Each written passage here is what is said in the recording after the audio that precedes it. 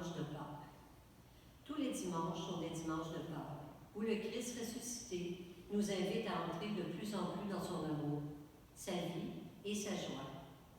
Aujourd'hui, il se présente à la fois comme notre berger et la porte qui s'ouvre sur la vie en abondance.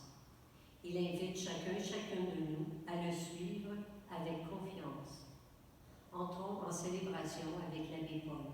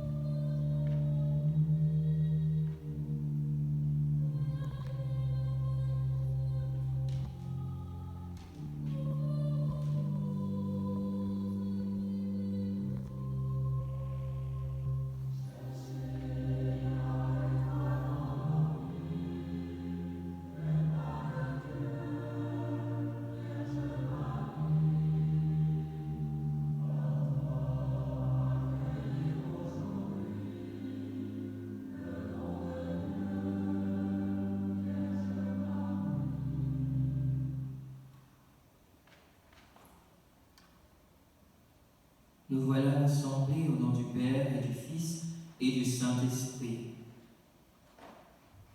Que le Christ ressuscité, qui nous guide avec sollicitude et nous donne la vie en abondance, soit toujours avec vous.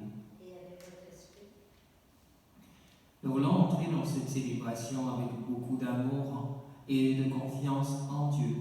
Et aujourd'hui, nous voulons célébrer les vocations, cet appel vocationnel diverses dans l'Église, mais avec sa valeur pour chacun, une valeur assez importante. Et nous voulons célébrer donc toutes ces vocations. Nous voulons aussi demander au Seigneur d'accorder à tous ceux à qui il confie un ministère dans l'Église, de le remplir avec fidélité, qu'il leur accorde surtout la sagesse de son esprit.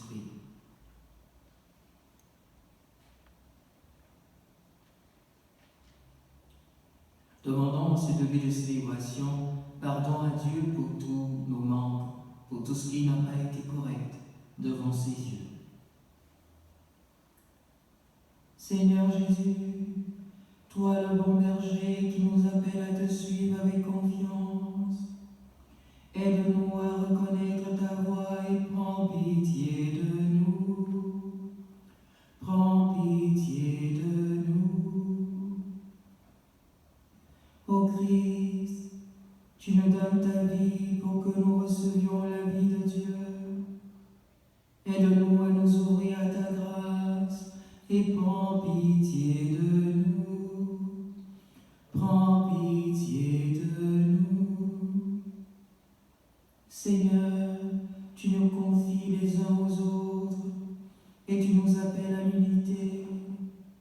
Aide-nous à voir nos frères et sœurs comme tu les vois et prends pitié de nous. Prends pitié de nous.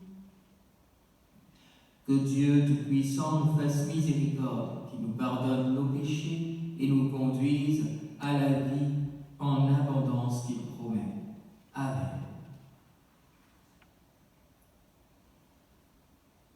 Gloire à Dieu, au plus haut des cieux, et paix sur la terre aux hommes qu'il aime. Nous te louons, nous te bénissons, nous t'adorons. Nous te glorifions, nous te rendons grâce pour ton immense gloire. Seigneur Dieu, Roi du ciel, Dieu le Père Tout-Puissant, Seigneur, Fils unique, Jésus-Christ, Seigneur Dieu, Agneau de Dieu, le Fils du Père, toi qui enlèves le péché du monde, prends pitié de nous. Toi qui enlèves le péché du monde, reçois notre prière. Toi qui es assis à la droite du Père, prends pitié de nous. Car toi seul est saint, toi seul est Seigneur, toi seul est le Très-Haut, Jésus-Christ, avec le Saint-Esprit, dans la gloire de Dieu le Père. Amen.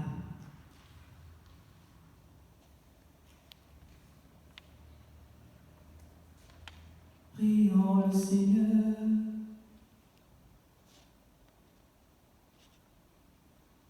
Dieu éternel et tout-puissant, guide-nous jusqu'au bonheur du ciel. Que le troupeau parvienne malgré sa faiblesse, là où son pasteur est entré victorieux. Lui qui règne avec toi et le Saint-Esprit, maintenant et pour les siècles des siècles. Amen. Écoutons ensemble la parole de Dieu et laissons-la pénétrer nos cœurs.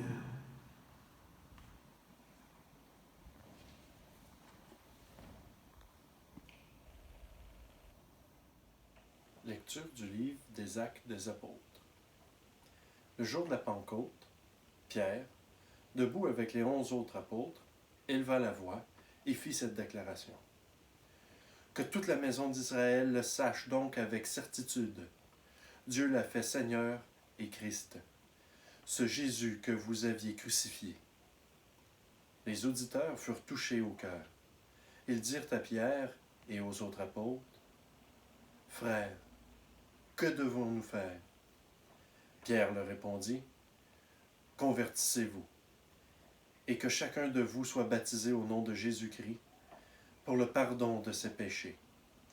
Vous recevrez alors le don du Saint-Esprit, car la promesse est pour vous, pour vos enfants et pour tous ceux qui sont loin, aussi nombreux que le Seigneur notre Dieu les appellera. » Par bien d'autres paroles encore, Pierre les adjurait et les exhortait en disant, « Détournez-vous de cette génération tortueuse et vous serez sauvés. » Alors, ceux qui avaient accueilli la parole de Pierre furent baptisés. Ce jour-là, environ 3000 personnes se joignirent à eux. Parole du Seigneur. Nous rendons grâce à Dieu. Le Seigneur est mon berger, rien ne saurait me manquer. Le Seigneur est mon berger, je ne manque de rien. Sur des prés d'herbes fraîches, il me fait reposer. Le Seigneur est mon berger, rien ne saurait me manquer. Il me mène vers les eaux tranquilles et me fait revivre. Il me conduit par le juste chemin pour l'honneur de son nom. Le Seigneur est mon berger, rien ne saurait me manquer. Si je traverse les ravins de la mort, je ne crains aucun mal, car tu es avec moi, ton bâton me guide et me rassure. Le Seigneur est mon berger, rien ne saurait me manquer. Tu prépares la table pour moi, devant mes ennemis, tu répands le parfum sur ma tête, et ma coupe est débordante. Le Seigneur est mon berger, rien ne saurait me manquer. Grâce et bonheur m'accompagnent tous les jours de ma vie. J'habiterai la maison du Seigneur pour la durée de mes jours. Le Seigneur est mon berger, rien ne saurait me manquer. Deuxième lecture. Lecture de la lettre de Saint Pierre apôtre. Bien-aimés, si vous supportez les souffrances pour avoir fait le bien, c'est une grâce aux yeux de Dieu. C'est bien à cela que vous avez été appelés, car c'est pour vous que le Christ, lui aussi, a souffert. Il vous a laissé un modèle afin que vous suiviez ses traces. Lui n'a pas commis le péché. Dans sa bouche, on n'a pas trouvé de mensonge. Insulté, il ne rendait pas l'insulte. Dans la souffrance, il ne menaçait pas, mais il s'abandonnait à celui qui juge avec justice. Lui-même a porté nos péchés dans son corps sur le bois, afin que, morts à nos péchés, nous vivions pour la justice. Par ses blessures, nous sommes guéris, car vous étiez errants comme des brebis. Mais à présent, vous êtes retournés vers votre berger, le gardien de vos âmes. Parole du Seigneur. Nous rendons grâce à Dieu.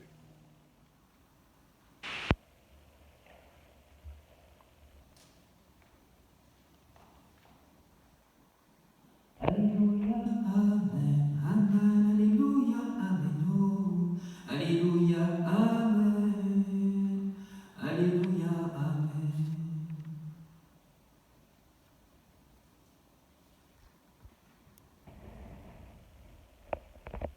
Je suis le bon pasteur, dit le Seigneur. Je connais mes brebis et mes brebis me connaissent. Alléluia, Amen, Alléluia, Amen, oh. Alléluia, Amen, Alléluia, Amen.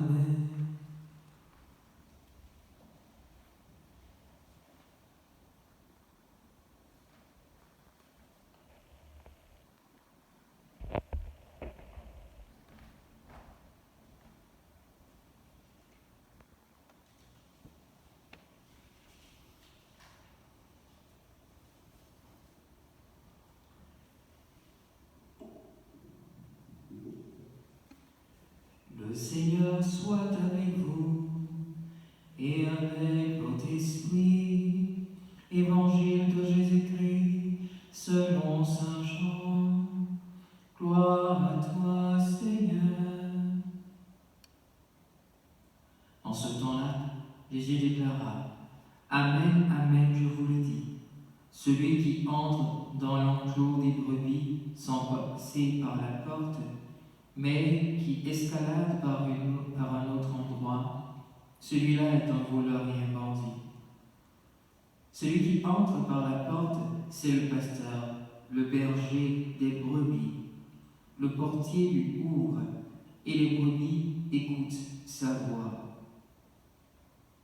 Ces brebis, à lui, il les appelle chacune par son nom, et il les fait sortir. Quand il a poussé dehors toutes les siennes, il marche à leur tête, et les brebis le suivent, car elles connaissent sa voix.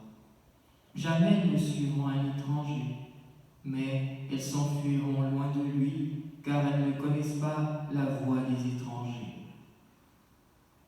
Jésus employa cette image pour s'adresser aux pharisiens, mais eux ne comprirent pas de quoi il leur parlait. C'est pourquoi Jésus reprit la parole. Amen, je vous le dis. Moi, je suis la porte des brebis. Tous ceux qui sont venus avant moi sont des voleurs et des bandits, mais les brebis ne les ont pas écoutés. Moi, je suis la porte. Si quelqu'un entre en passant par moi, il sera sauvé.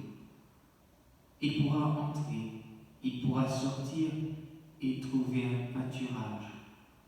Le voleur ne vient que pour voler, égorger, faire périr. Moi, je suis venu pour que les brebis aient la vie en abondance.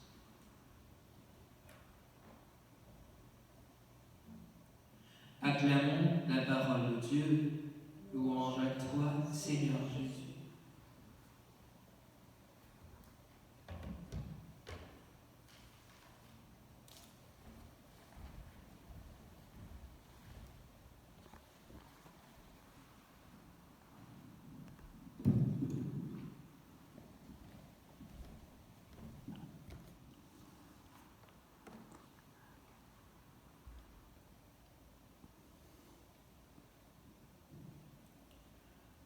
Frères et sœurs, je vous salue. Bienvenue dans cette Eucharistie, donc dans ce moment de partage de la parole de Dieu, où nous voulons regarder ce que la lecture du livre des Actes des Apôtres, vient nous donner comme éclairage. Nous nous retrouvons le jour de la Pentecôte. Et déjà, ce qui est frappant, c'est que ces disciples apeurés, inquiets, qui étaient comme cachés avant la Pentecôte, sortent au grand jour avec assurance et sérénité. Ils sont sereins et là, ils proclament la bonne nouvelle de Dieu. Et la déclaration que Pierre en fait est très solennelle. Il élève la voix et fait cette déclaration. Que toute la maison d'Israël le sache, donc avec certitude. Dieu l'a fait Seigneur et Christ, en parlant bien sûr du Jésus crucifié. Dieu l'a fait Seigneur et Christ. Deux qualificatifs que Pierre utilise. Seigneur au sens de dire que Dieu lui donne domination et, on va dire, autorité sur toute chose. Il a vaincu la mort et de par ce fait, il est celui qui détient les clés du séjour des morts et donc qui détient toute autorité. Il est Christ, celui donc qui donne sa vie pour racheter. Il est sauveur. Et c'est vraiment comme ça que nous devons percevoir le Christ au quotidien. Celui qui nous sauve et celui qui est Seigneur de nos vies. Et cette perception de Dieu, de Jésus-Christ en tant que Sauveur et Seigneur, nous ouvre bien sûr à des perspectives d'espérance, mais aussi à une dynamique de conversion que Pierre va encore rappeler dans la suite de la lecture. Certains demandent à Pierre, « Frère, que devons-nous faire ?» Pierre leur répondit, « Convertissez-vous et que chacun de vous soit baptisé au nom de Jésus-Christ pour le pardon de ses péchés. » Baptisé au nom de Jésus-Christ. Plonger, baptiser, c'est plonger dans. Donc, plonger dans le nom de Jésus. Voilà la consigne que donne Pierre, être baptisé. Mais ce baptême, d'abord, passe par une conversion. Et je pense qu'aujourd'hui, on perd de vue cette nécessité de conversion avant le baptême. Dans l'Église primitive, celui qui était néophyte et donc qui était conduit vers le baptême était une personne qui était totalement en état de conversion. C'est-à-dire, il avait pris le temps de réviser sa vie et de prendre de nouvelles perspectives, de nouvelles directions. Et ça, aujourd'hui, c'est quelque chose qui nous manque. Nous baptisons des personnes, mais avons pris le temps de les conduire vers une véritable conversion. Et donc, si nous ne sommes pas assez, on va dire, conscients de cela, ce que nous ferons des chrétiens à la tonne, mais des non-convertis au final. On les aura baptisés, mais on n'aura pas assis une certaine dynamique qui doit être constante, bien sûr, de conversion du baptisé ou du futur baptisé. Ensuite, Pierre dit, vous recevrez donc le pardon des péchés et vous recevrez le Saint-Esprit, alors le don du Saint-Esprit. C'est toute une démarche dans conversion, baptême et don de l'Esprit. C'est vraiment une succession. Je me convertis, je me fais baptiser, j'accueille l'Esprit Saint. Et je pense que c'est fondamental de ne pas oublier que c'est une progression. Parce que celui qui n'a pas été converti, qui se fait baptiser, n'est pas, on va dire, en adéquation avec la dynamique que Dieu veut, qui se veut d'abord une conversion, un accueil du don de l'Esprit par le baptême et le rachat de ses fautes, et bien sûr, cette vie nouvelle dans l'Esprit. Alors, pensons-y. Est-ce que, ayant été baptisé, je suis converti, et est-ce que je laisse le don de l'Esprit m'habiter en plénitude?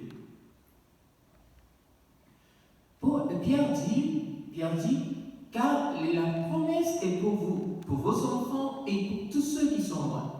La promesse est pour vous, pour vos enfants et pour tous ceux qui sont loin.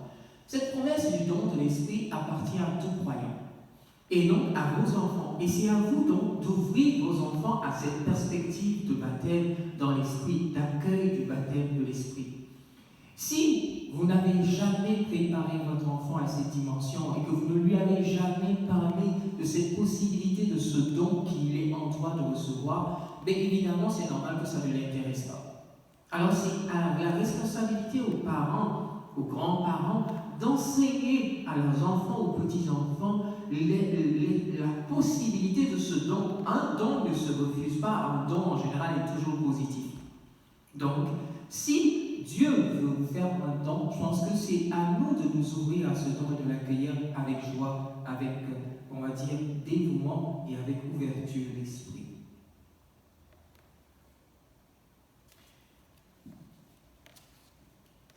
Regardons ensemble ce que nous dit la deuxième lecture.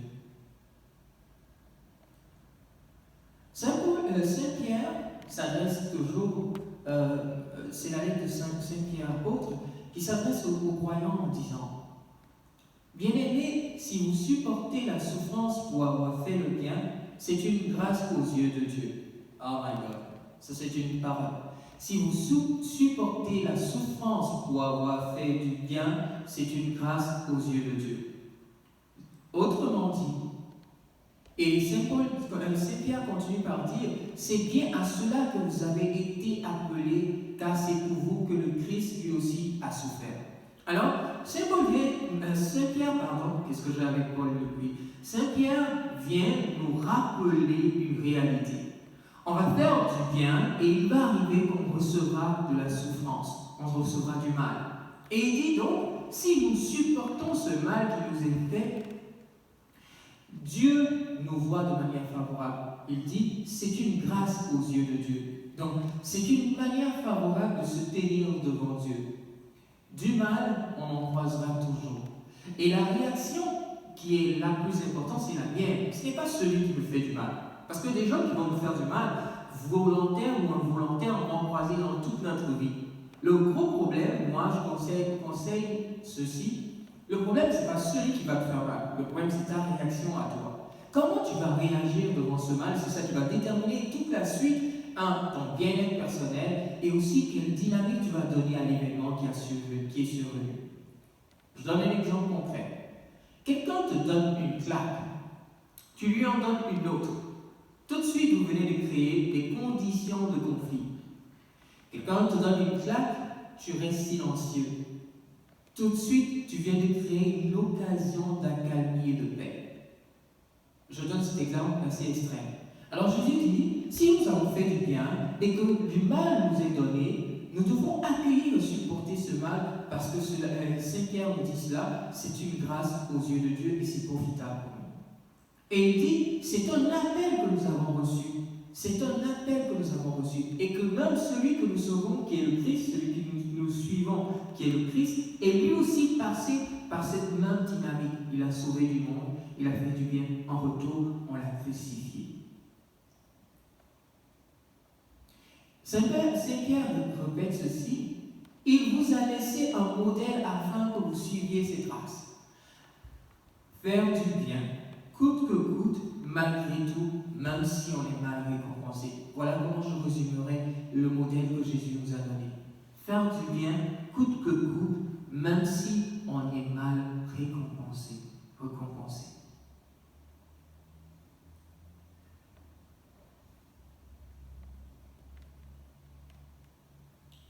Tournons-nous maintenant vers l'Évangile. Jésus fait une déclaration. Alors il dit Amen, Amen, c'est-à-dire c'est une parole vraie et éternelle. Je vous le dis, celui qui entre dans l'enclos des brebis sans passer par la porte, mais qui escalade par un autre endroit, celui-là est un voleur et un bandit. C'est le dimanche d'évocation, le dimanche où nous pouvons voir Jésus comme le véritable et seul bon pasteur. Moi je dis aux gens, moi je ne suis qu'un voleur, un brigand, un bandit, au sens de dire que Jésus m'a confié une parcelle de son autorité. Et ce n'est pas parce qu'il m'a confié une parcelle de son autorité que ça fait de moi un super homme. Au contraire, je pense et je suis convaincu que je suis juste moi, mais avec une dynamique que Dieu m'a accordée et qui me permet d'enseigner, d'encourager mes frères, d'avancer avec mes frères. Mais cette vocation sacerdotale que j'ai reçue ne va pas enlever mon histoire, mon passé donc, ne va pas enlever mon humanité, me déshumaniser ou faire de moi un ange sur la terre. Non, elle va contribuer à m'aider à devenir meilleur et je vais cheminer comme mes frères et sœurs pour me sauver tout en étant celui par lequel Dieu passe pour enseigner, pour éclairer, pour guider, pour soutenir, etc., etc. Certes, je suis avec une vocation sacerdotale, mais je suis chrétien avec les chrétiens. Certes, peut-être quelqu'un est avec une vocation religieuse, mais il est d'abord chrétien avec d'autres chrétiens. Alors, n'oublions pas cette réalité. Nous ne sommes pas des super hommes, des super femmes à cause du vêtement que nous portons, à cause de la vocation que nous avons accueillie. Le seul et l'unique pasteur, le vrai, et Jésus le dit, il est la porte des brebis, c'est-à-dire celui qui ouvre le chemin, celui s'il fait, on ne peut pas passer. Alors, il est vraiment le centre de tout, de toute la vie, on va dire, du chrétien. Et c'est lui donc que nous devons mettre au cœur de toutes choses. Je vais dire ceci. Si l'abbé Paul il fait mal, ce n'est pas Jésus qui a fait mal. Si Monseigneur Noël a fait mal, ce n'est pas Jésus qui a fait mal. Si les religieux ont fait mal, ce n'est pas Jésus qui a fait mal. Donc, ce que nous avons fait mal, c'est nous qui le prenons, c'est-à-dire c'est notre responsabilité. Mais nous ne pouvons pas attribuer à Jésus le mal que des hommes ont fait.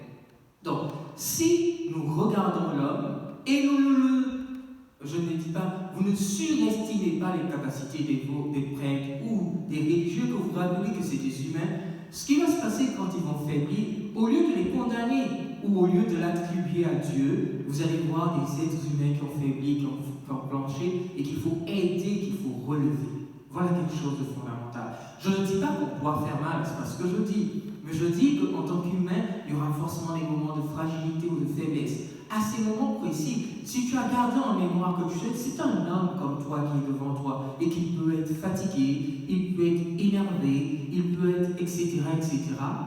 Quand ça va intervenir, mais tu te rappelles que le vrai pasteur c'est Jésus-Christ. Lorsque l'homme flanche, tourne-toi vers le vrai pasteur. Alors ça doit nous obliger au contraire à une véritable relation entre Jésus et nous, non pas centrée sur les serviteurs ou les servantes de Dieu, mais centrée sur la relation personnelle avec Jésus. Et moi aujourd'hui c'est mon combat, qu'on arrête de voir dans les pasteurs des gens extraordinaires parce qu'ils ont un don ou un charisme, mais qu'on voit en eux des gens à qui Dieu a confié une tâche à laquelle ils peuvent réussir ou échouer, mais qui sont là pour nous accompagner. S'ils échouent, on se retrouve vers le seul et unique pasteur. Alors, vocation, oui, mais vocation dans notre humanité.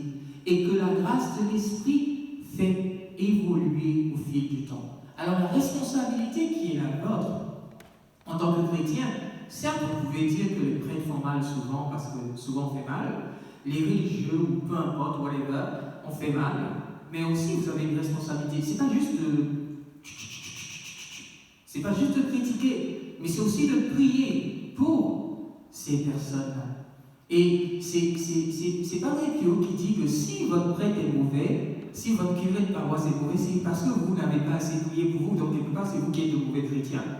Alors c'est une responsabilité de prier pour ceux qui ont des vocations, qui sont appelés, que ce soit une vocation pour le mariage, que ce soit une vocation religieuse ou sacerdotale, c'est la responsabilité des chrétiens de soutenir par la prière et par les conseils les uns qui ont été choisis à une vocation ou appelés à une vocation particulière. Voilà mon message aujourd'hui. Le seul, le vrai pasteur, c'est Jésus. Nous ne sommes que de pâles copies de ce qu'il est. Et nous ne pourrons jamais atteindre cette stature qu'il a, mais nous essayons de nous en rapprocher, même si nous savons qu'on ne sera jamais comme lui. Alors priez pour nous, pauvres pécheurs comme vous, et demandons au Seigneur d'être le soutien de tous et de chacun, lui qui règne pour les siècles des siècles. Amen. Professons notre foi en Dieu Père, Fils et Saint-Esprit. Et comme nous sommes dans le temps pascal, je voudrais garder toujours cette profession de foi baptismale. Croyez-vous en Dieu le Père Tout-Puissant, Créateur du ciel et de la terre? Oui, je crois. Croyez-vous en Jésus-Christ, son Fils unique, notre Seigneur, qui est né de Marie, a été conçu du Saint-Esprit, a souffert la passion, est mort, et a été enseveli et ressuscité d'entre les morts? Oui, je crois. Croyez-vous en l'Esprit Saint, à la Sainte Église catholique, au pardon des péchés, à la vie éternelle. Oui, je crois. Telle est notre foi, telle est la foi de l'Église que tous ensemble nous sommes fiers de proclamer. Amen. Nous qui sommes appelés par le baptême à manifester la vie que Dieu nous donne en abondance, rends-nous fidèles à notre mission alors que nous te présentons nos demandes. Seigneur, fidèle à ta promesse, exauce notre prière. Pour les évêques, les prêtres et les diacres, pour les personnes laïques qui partagent leurs tâches pastorales, qu'ils puissent soutenir le discernement de ceux et celles qu'ils doivent accompagner, prions. Seigneur, fidèle à ta promesse, exauce notre prière. Pour les dirigeants des peuples, les hommes et les femmes en position d'autorité, qu'ils sachent écouter et qu'ils aient le cœur tourné vers Dieu, avec le souci de construire la paix, prions. Seigneur, fidèle à ta promesse, exauce notre prière. Pour les pauvres et les sans-abri, qu'ils soient accompagnés et que des mains s'ouvrent pour leur apporter l'aide nécessaire, prions. Seigneur, fidèle à ta promesse, exauce notre prière. Pour les jeunes qui cherchent à servir l'Église et le monde dans la vie consacrée, dans le ministère ordonné, pour qu'ils trouvent le soutien auprès de leur communauté, prions. Seigneur, fidèle à ta promesse, exauce notre prière. Pour notre communauté, que nous soyons toujours prêts à écouter, à accompagner et à discerner avec ceux et celles que le Seigneur place sur notre route, prions. Seigneur, fidèle à ta promesse, exauce notre prière. Père, tu nous rassembles autour de Jésus. Porte tes brebis. Donne-nous d'entendre le Fils nous appeler chacune par notre nom. Nous pourrons ainsi répondre librement à ton appel, comme l'a fait le Christ, lui qui vit et règne pour les siècles des siècles. Amen.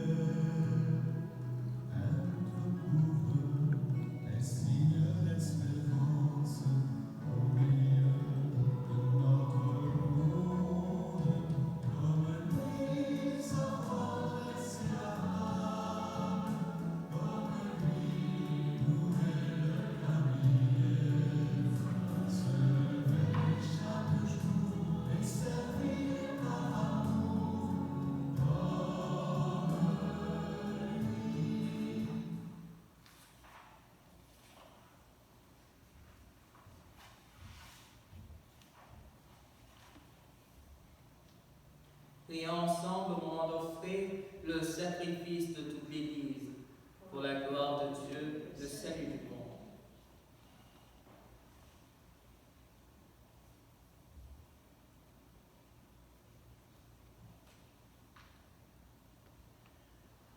Donne-nous, Seigneur, de te rendre grâce toujours pour ces mystères de Pâques. Qu'il continue en nous ton œuvre de rédemption, qu'il nous soit une source intarissable de paix et de joie. Par Jésus le Christ, notre Seigneur. Amen.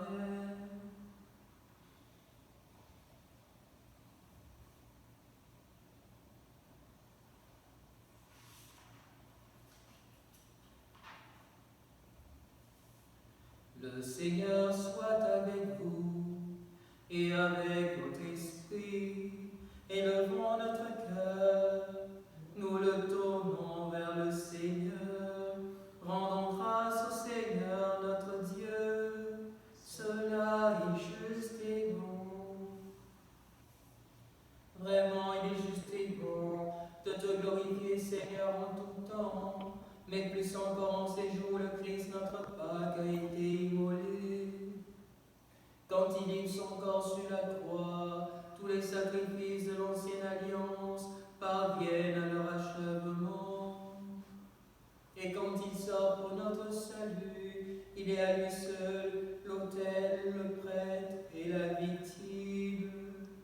C'est pourquoi le peuple des baptisés, rayonnant de la joie pascale, exulte par toute la terre, tandis que les anges dans le ciel chantent sans fin l'hymne de ta gloire.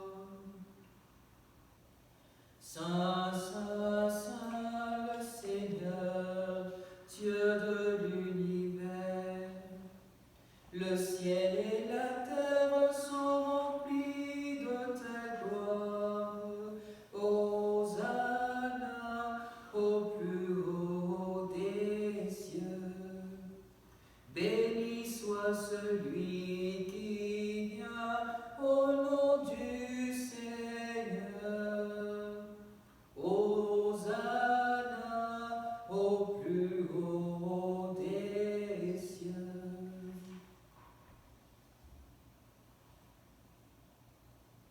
Tu es vraiment saint, Dieu de l'univers, et toute la création proclame ta louange. Car c'est toi qui donnes la vie, c'est toi qui sanctifies toutes choses par ton Fils, Jésus-Christ, notre Seigneur, avec la puissance de l'Esprit Saint. Et tu ne cesses de rassembler ton peuple, afin que nous te présentions partout dans le monde une offrande pure.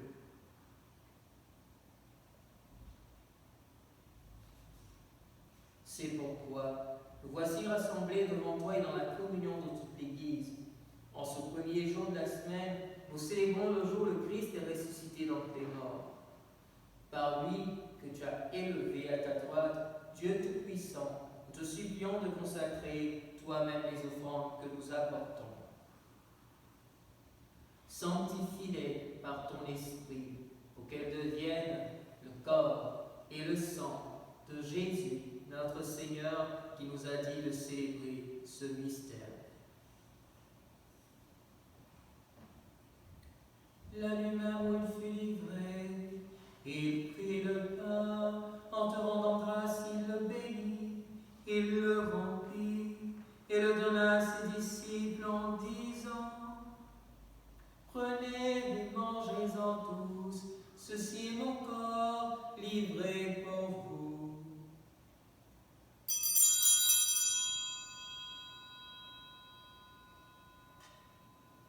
Corps du Christ, livré pour nous. Corps du Christ, livré pour nous.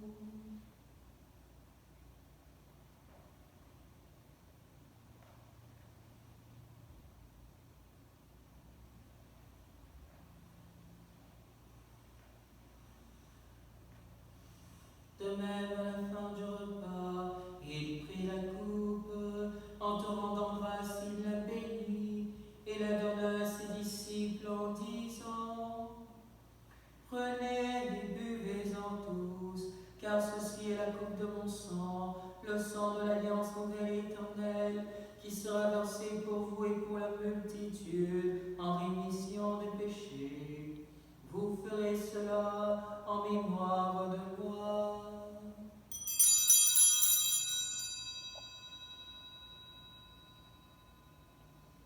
Sang du Christ, versé pour nous. Sang du Christ, versé pour nous.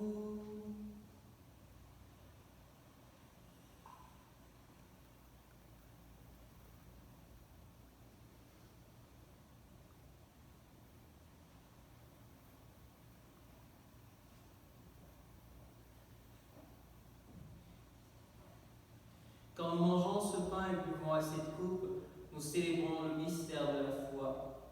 Nous rappelons ta mort, Seigneur ressuscité, et nous attendons que tu viennes.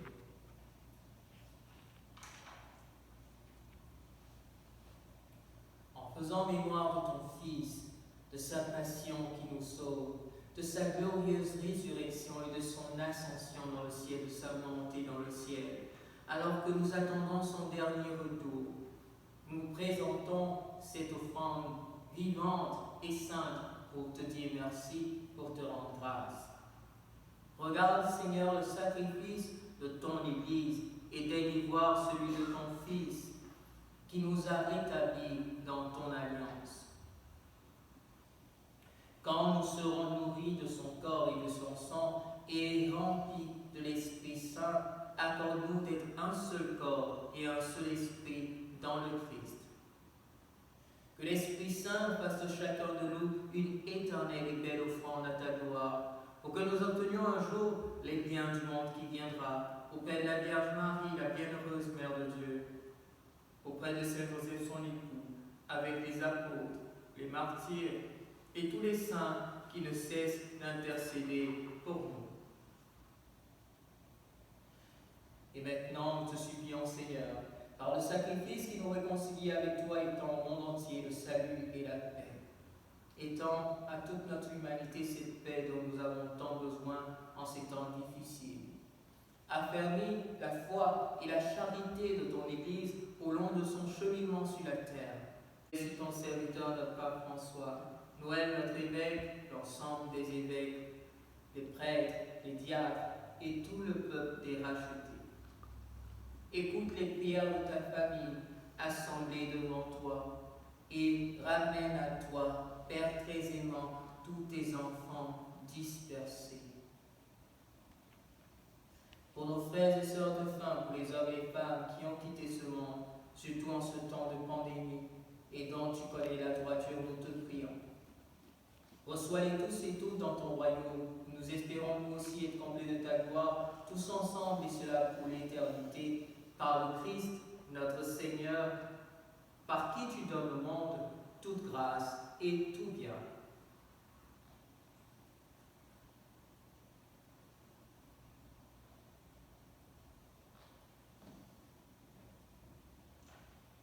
Par lui, avec lui et en lui, à toi, Dieu le Père Tout-Puissant, dans l'unité du Saint-Esprit, tout honneur et toute gloire pour les siècles des siècles.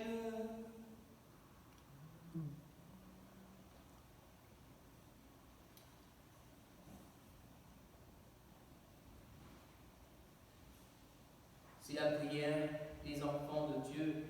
Avec confiance, nous pouvons dire: Notre Père, qui es aux cieux, que ton nom soit sanctifié, que ton règne vienne, que ta volonté soit faite sur la terre comme au ciel. Donne-nous aujourd'hui notre pain de ce jour. Pardonne-nous nos offenses, comme nous pardonnons aussi à ceux qui nous ont offensés, et ne nous laisse pas entrer en tentation, mais délivre-nous du mal. Délivre-nous de tout mal, Seigneur. Donne la paix à notre temps. Par ta miséricorde, libère-nous du péché. Rassure-nous devant les épreuves. En cette vie, nous espérons le bonheur que tu promets et le retour, l'avènement de Jésus-Christ, notre Sauveur. Car c'est à toi qu'appartiennent le règne, la puissance et la gloire pour les siècles des siècles. Seigneur Jésus-Christ, tu as dit à tes apôtres, je vous laisse la paix, je vous donne ma paix. Ne regarde pas nos péchés, Seigneur, mais regarde la foi de ton Église, pour que ta volonté s'accomplisse, donne-lui toujours cette paix et conduis-la vers l'unité parfaite, toi qui règnes pour les siècles des siècles. Que la paix du Seigneur soit toujours avec vous et avec votre esprit. Alors, nous ne pouvons pas forcément nous serrer la main, mais du fond de notre cœur, nous envoyons notre paix vers quelqu'un qui en a besoin à travers l'humanité, vers un frère, une sœur malade, désespéré, qui ressent la solitude, etc., etc.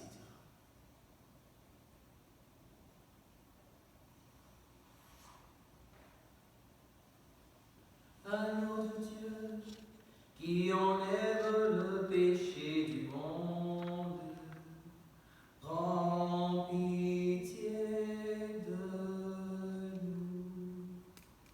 Agneau de Dieu, qui enlève le péché du monde, prends pitié de nous.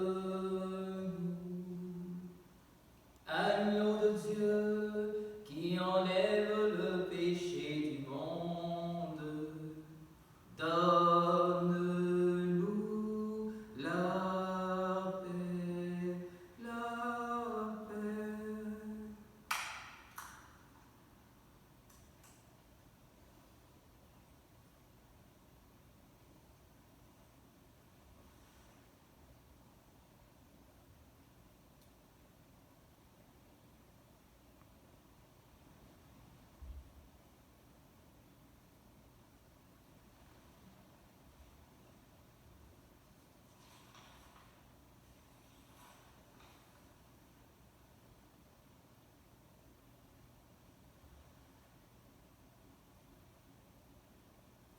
Il est ressuscité, Jésus, le vrai pasteur, lui qui a donné sa vie pour son troupeau, lui qui a choisi de mourir pour nous sauver.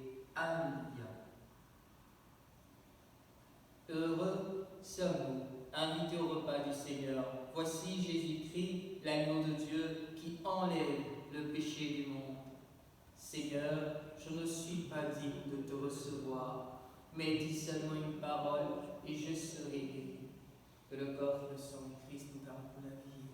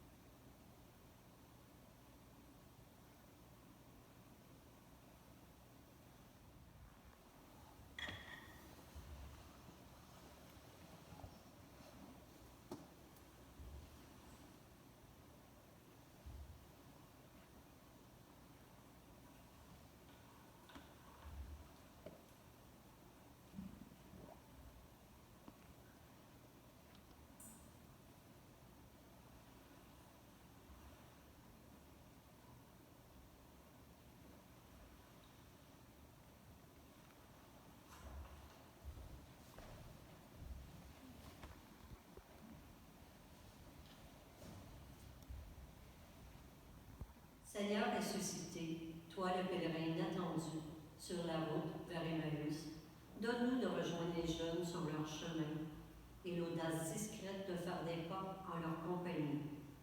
Donne-nous la confiance qu'en racontant en vérité nos manières personnelles de douter, de croire et d'espérer, en les accueillant avec leur aspiration, leur déception, leur attente, nous apprenions ensemble à parler Dieu dans la fragilité de nos mots et à faire l'expérience partagée d'une proximité en lui qui suscite le désir de la faire goûter sur de nouveaux chemins.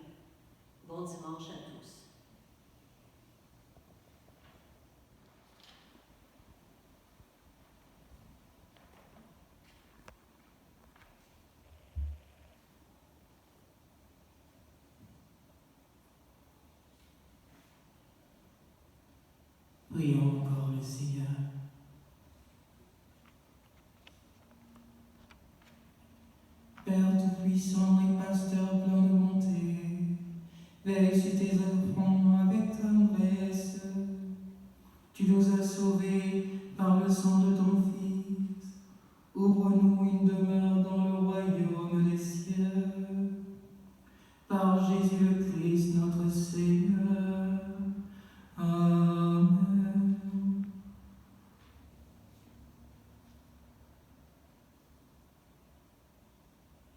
Le Seigneur soit avec vous et avec votre esprit. Par la résurrection de son Fils unique, Dieu vous a fait la grâce du salut. Il a fait de vous ses enfants, ensemble bénissez-le pour une telle adoption. Amen. En vous reprenant ainsi dans son Fils, il vous a offert sa propre liberté, qu'il vous donne part à sa vie éternelle. Amen. Dans le baptême, vous êtes déjà ressuscités avec le Christ. Vivez dès maintenant en enfants du royaume. Amen. Et que Dieu Tout-Puissant bénisse le Père, le Fils et le Saint-Esprit. Amen. Allez dans la paix du Christ. Nous rendons grâce à Dieu. Alors je vous souhaite un beau dimanche d'évocation, du bon pasteur aussi, et donc un dimanche plein d'amour, plein de joie. Et si tu n'as pas encore découvert ta vocation, cherche-la et laisse l'Esprit te guider.